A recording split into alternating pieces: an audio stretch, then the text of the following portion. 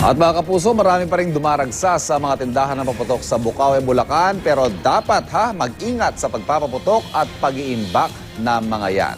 Dagdag tips po mula kay Rhea. Rhea?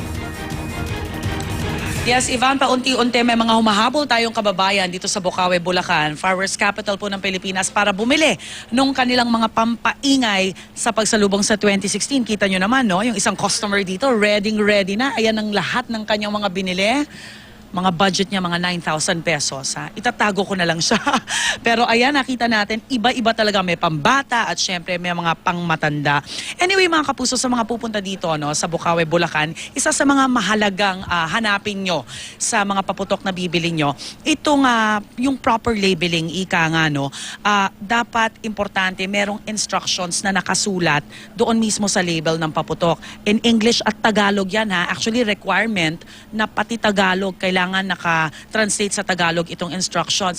Isa pa sa safety tip natin na kailangang tignan, yung mga mitsa, usually yung ganitong klaseng paputok, no, dalawa ang mitsa nito, pero dapat yan covered yung mitsa para na rin sa safety ng ating mga kapuso. Para pag tinatransport nyo, hindi siya masyadong kumbaga magkaroon ng attraction ba, kumbaga sa mga maiinit na lugar sa inyong sasakyan o kaya habang tinatransport nyo itong paputok, kailangan talaga covered yung mitsa ng inyong bibilin. Ngayon, pag nakabili na kayo ng paputok, syempre, importanteng isalansa ng maayos sa likod, preferably sa trunk ng inyong sasakyan, itong mga paputok na inyong binibili. Dapat maayos yung pagkakalagay niyan. Huwag ilagay yung mga paputok sa mainit na bahagi ng sasakyan. Siyempre, importante, huwag manigarilyo habang nagmamaneho at may karga kayong paputok.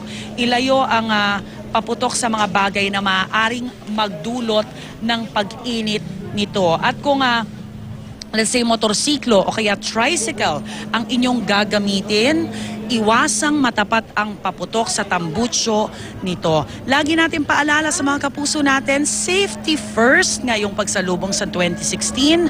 Ayaw nating may disgrasya, gusto natin kumpleto ang ating mga daliri at buhay tayo sa pagsalubong sa bagong taon.